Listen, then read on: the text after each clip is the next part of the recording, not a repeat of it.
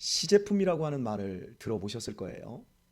이제 공장에서 물건을 대량 생산하기 전에 먼저 시범적으로 제품을 만들어서 검사를 해보고 또 몇몇 책에 그 제품을 사용해 보도록 기회를 줍니다. 그래서 생각했던 대로 잘 만들어지면 드디어 대량 생산 체제로 들어가게 되지요. 이사야 48장에서 지금 다루고 있는 주된 내용은 하나님께서 이스라엘 백성들을 포로로 끌려가게 하시고 끌려간 그 바벨론이라고 하는 그 나라를 고레스라고 하는 페르시아의 아버지, 페르시아의 건국의 아버지인 고레스를 통해서 이스라엘 백성들을 다시 고향 땅으로 되돌리는 이런 내용을 다루고 있습니다. 그리고 이 엄청난 일은 하나님께서 150년 전에 이미 하나님의 백성들에게 말씀하신 것이고, 그리고 150년의 때가 지나자 드디어 이스라엘 백성들을 하나님이 말씀하신 그대로 바벨론의 처절한 포로 생활과 그리고 고레스라고 하는 이름과 정확하게 일치하는 왕이 등장해서 이스라엘 백성들을 귀환시키는 이 장면으로 나아갑니다. 하나님이 전에 말할 때도 내가 거기 있었고 지금 이룰 때도 내가 여기 있느니라. 나는 처음이요 마지막인 이스라엘의 하나님이다 라고 하는 걸 계속해서 강조하시면서 내가 땅의 기초를 정하였고 하늘을 내 오른손으로 폈고 내가 천지 만물을 부르면 만물은 모두 일제히 선다. 일제히 차렷 자세로 내 말을 듣는다. 그러니까 내가 택한 나의 사랑하는 이스라엘 백성들은 누구보다도 내 말을 잘 듣고 그 말에 차렷의 자세로 듣고 순종해야 된다라고 하는 걸 말씀하고 있습니다. 하나님께서 이 엄청난 이스라엘 민족 한 백성의 흥망성쇠를 이야기하고 그들을 다시금 회복시키는 이 어마어마한 이야기는 실은 하나님이 보여주시고자 하는 이보다 더 엄청난 일, 우주적이고 영원한 그 사건, 그 사건을 보여주기 위한 시제품에 불과한 거예요. 이제 하나님은 엄청난 그 일을 하기 위해서 공장에서 대량 생산 체제를 갖추고 물건을 쏟아내기 전에 시제품을 만든 것처럼 이스라엘 백성들을 바벨론에서 포로 생활하게 하시고 돌이키는 그 일을 정하신 거예요. 와, 어떻게 나라가 망하고 그 나라가 어떻게 다시 회복되고 그 이런 엄청난 일을 인간이 만들어낸 것이 아니라 하나님이 만들어냈다니 와 엄청나다. 이 얘기를 하려고 하는 것이 아니라 실은 이 이스라엘 백성들의 얘기를 통해서 진짜 얘기를 하나님이 하고 싶은 거예요. 우리는 구약 성경에서 그림자를 봐야 됩니다. 물론 문학적으로 그 구약 시대의 사람들 역시도 나름대로 갈등이 있었고 하나님에게 받는 큰 은혜가 있었지만 구약 시대의 모든 역사는 예수 그리스도께서 이 땅에 오셔서 십자가에서 죽으시고 무덤에서 부활하시고 성령을 이 땅에 보내셔서 죄와 어둠과 무지와 절망의 땅에 있고 영원히 멸망받을 사람들을 하나님의 자녀로 구원하시고 영생을 주시고 천국을 유업으로 주시기 위한 이 엄청난 일을 보여주는 그림자인 겁니다. 그러니까 구약 성경에서 우리는 아브라함의 믿음을 닮아야 돼. 우리는 다윗처럼 하나님의 마음에 합한 자가 되어야 돼. 예, 이것도 우리가 읽어내야 되지만 하나님이 아브라함과 다윗을 통해서 보여주시고자 하는 이 내가 지금 누리고 있는 이 구원의 큰 은혜를 그 아브라함의 이끄심을 통해서 봐야 되는 거예요. 다윗의 하나님이 사랑을 베풀어 주시는 걸 통해서 예수 그리스도의 구속으로 말미암아 나를 사랑하시는 하나님의 완전한 약속의 성취를 보아야 하는 겁니다. 본문에 보면 16절 그 끝부분을 보면 이제는 주 여호와께서 나와 그 신을 보내셨느니라 말합니다. 하나님이 바벨론에서 이스라엘 백성들을 건져내실 때 누가 출동했냐면 하나님이 출동했다라는 거예요. 나와 그 신을 보내셨느니라. 성령을 보내셔서 고레스를 감화감동하게 시키시고, 하나님이 그 바벨론 시대에 BC 530년 그 시대쯤에 하나님이 그 역사의 모든 것들을 다 주장했다라는 겁니다. 그러자 이 엄청난 일을 이루게 되었다는 거예요. 사랑하는 교회 여러분, 하나님께서 직접 개입하시면 안 되는 일도 되게 하십니다. 하나님이 함께 하시면 능력 주시는 자 안에서 못할 것이 없습니다. 할렐루야지요. 네, 우리 아들들에게 제가 장기를 가르쳤어요. 그랬더니 장기 실력이 제일 먼저 배운 유신이, 유민이, 유아 실력으로 이렇게 3등분이 되어 있어요. 그래도 이놈들이 오후 시간만 되면 꼭 하루에 장기를 두세 판씩 떠요. 그러다 보니까 유신이가 장기를 누구에게 가르쳤냐면 유민이에게 가르쳤어요. 그리고 유민이는 유아에게 가르쳤어요. 여러분, 가르치는 사람이 잘해요? 배우는 사람이 잘해요? 가르치는 사람이 당연히 잘하죠. 그런데 가르쳐 놓고 게임이 안 되니까 시시하지요. 그런데 계속해서 장기를 한 3, 4년을 두다 보니까 잘하는 사람과 못하는 사람이 두면 못하는 사람은 잘하는 사람만큼의 수준에 올라가고 못하는 사람은 잘하는 사람은 맨날 거기에 멈춰 있는 거예요. 그래서 장기를 더 잘하려면 나보다 더 잘하는 사람에게 찾아가서 계속 도와야 돼요. 근데 종종 제가 이명규 장로님 댁에 이제 장기 가서 배워라 하고 이제 보내면 이 장로님은 면상장기도 잘 두고 포장기도 잘 두세요. 그냥 딱 가면 막 정신이 하나도 없는 거예요. 그러면서 입이 딱 벌어져서 어우, 할아버지 대단해 뭐 이렇게 하고 이제 와요. 그래서 사람이 늙어도 할 줄 아는 게 있는 거야. 할아버지를 늙었다고 앞으로도 무시하면 안 되고 가서 종종 배워. 근데 얘들이 이제 바빠서 못 배우는데 이제 장기가 유신이하고 유민이하고 엇비슷해요. 그리고 이제 유민이하고 유신이 이제 유아도 유민이를 이제 막 따라와요. 그래서 이제 거의 이제 비슷비슷해졌는데 지네들끼리 이제 장기를 둡니다. 장기를 두다가 이제 장기라고 하는 건 한 수를 잘못 두면 뭐 바둑도 마찬가지지만요. 한 수를 잘못 두면 그때부터 꼬이기 시작해요. 그러면 막 한쪽이 무너져 내리기 시작하는 거예요. 처음에 팡팡하게 전체가 있을 때 이제 막 긴장 속에서 하다가 이게 끈기가 있는 놈이 이기는 거예요. 성질 급한 놈이 먼저 내질릴 때가 있거든요. 그러면 그냥 상 가지고 쫄 하나 먹고 버리고 그냥 막 답답하니까 뚫다가 이게 하나 잘못 두면 어쨌든 간 꼬이거든요. 꼬여가지고 막 고전하면서 나 졌어 하고 시작하기도 전에 끝도 보기도 전에 이걸 파토를 내버리는 때가, 제가 그때마다 지더라도 끝까지 하는 거야. 지는 것도 즐기는 거야.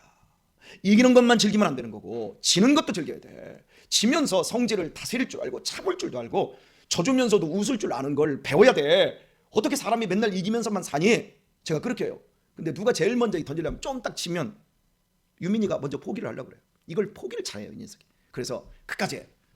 그래도 막 해. 그럼 제가 유신이는 그러는 거예요. 내가 이겼어. 오늘 게임 끝났어. 이런 식으로 하는데 또 교만을 떨어요. 상대방을 기분 나쁘지 않게 이겨야 다음에 또 붙지요. 얘가 아슬아슬하게 해야 내가 좀만 더 열심히 하면 이래야 되는데, 야구도 마찬가지고 배구도 마찬가지고 상대방을 원사이드하게 이겨버리면요, 상대방이 다음에 질려가지고 하자고 안 해. 그러면 나중에 내가 심심해져요.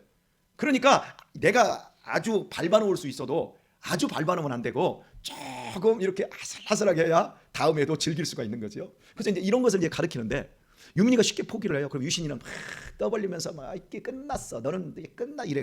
그래? 그러면 내가 한번 해보자. 그대로 한번 하자. 그리고 이제 내가 아버지가 유민이 옆에 딱 앉아가지고 유민아 봐. 하고서나 그걸 끈기 있게 이제 풀어나가기 시작하는 거예요. 그래서 내가 지게 생기면 이제 그걸 이제 무승부로 끌고 가요. 그럼 애들은 돌아버리려고 해요. 여러분, 쥐게 생기면 무승부로 가버릴 때는 되는 거예요. 실력 차이가 나랑 유신이랑 많이 나니까. 그러면 실력 차이가 많이 나면 절대 지지 않습니다. 아무리 한 수 두 수 잘못 둔 장기를 할지라도 안 집니다. 그래서 처음부터 잘하는 사람들끼리는 안 될 것 같으면 무승부로 가버리는 거고, 그런데 그걸 또 풀어낼 수 있으면 그 사람은 엄청 잘하는 거고요.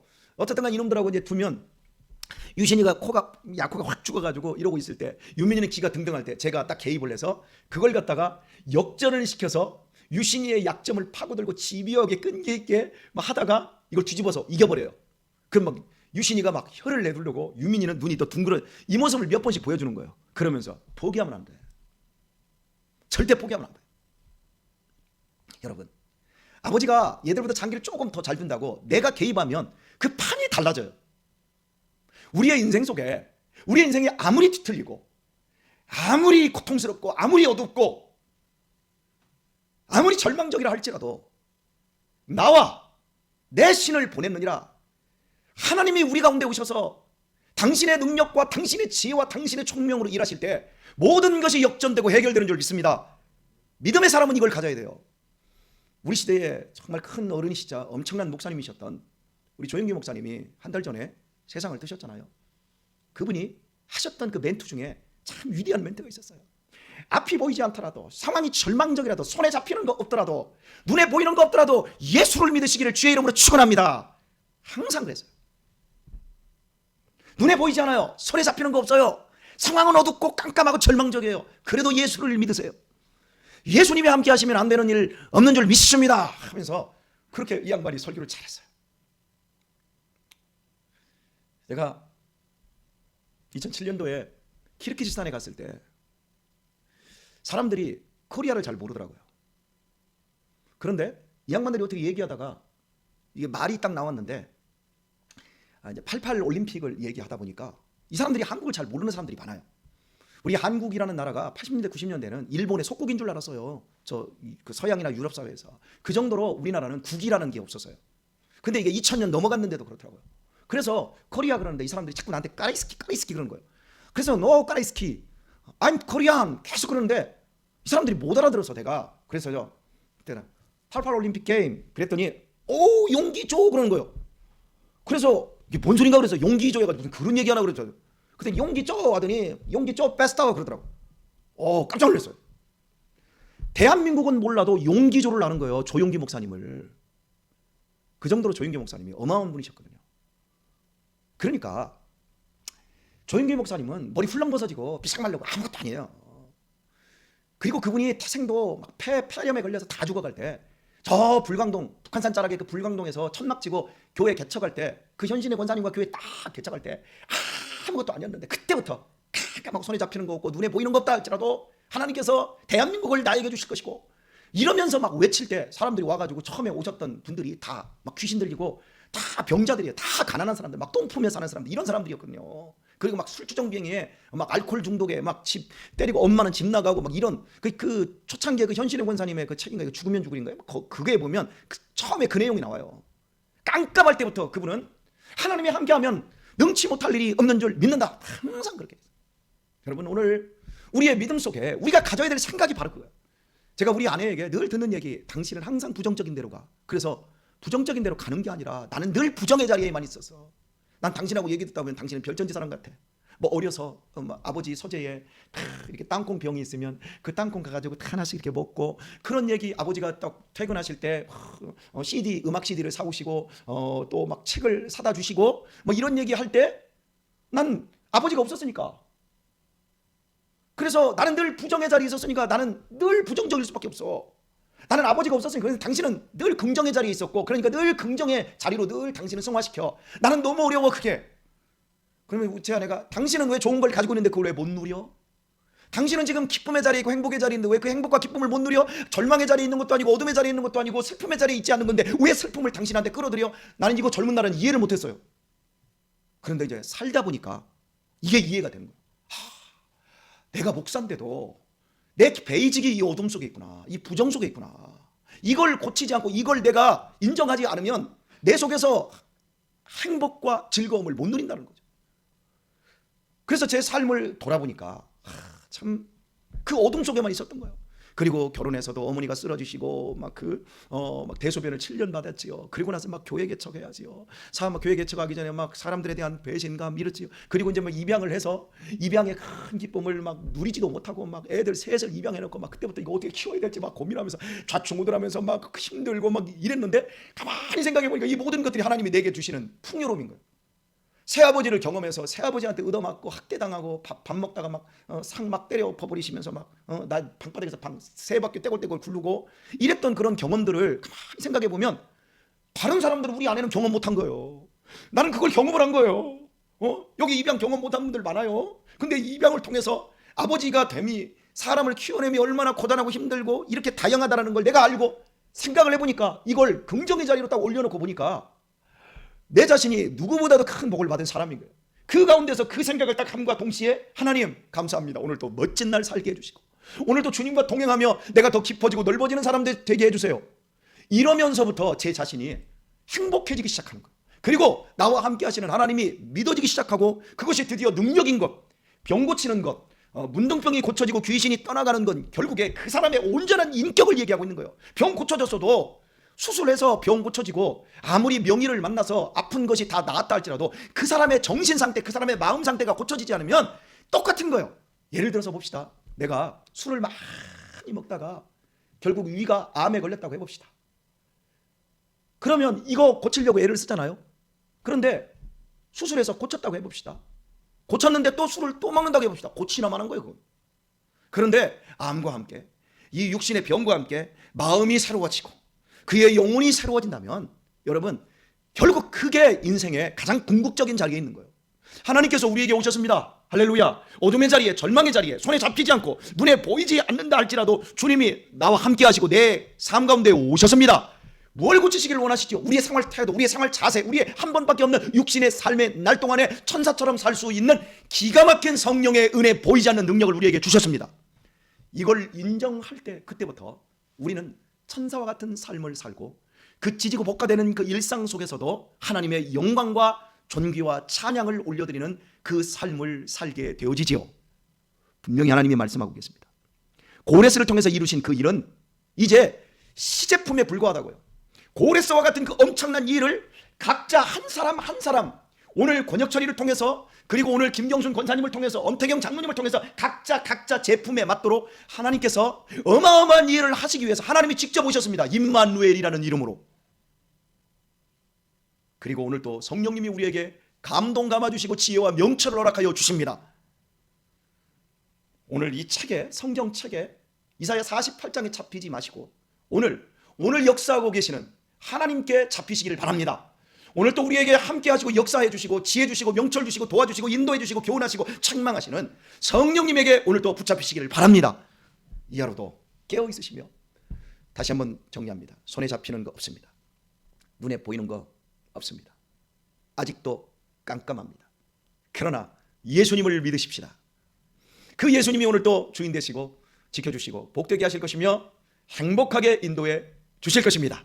이 믿음 속에서 오늘 또 정말 행복한 성도님들로 살아가시기를 예수님의 이름으로 축원드립니다.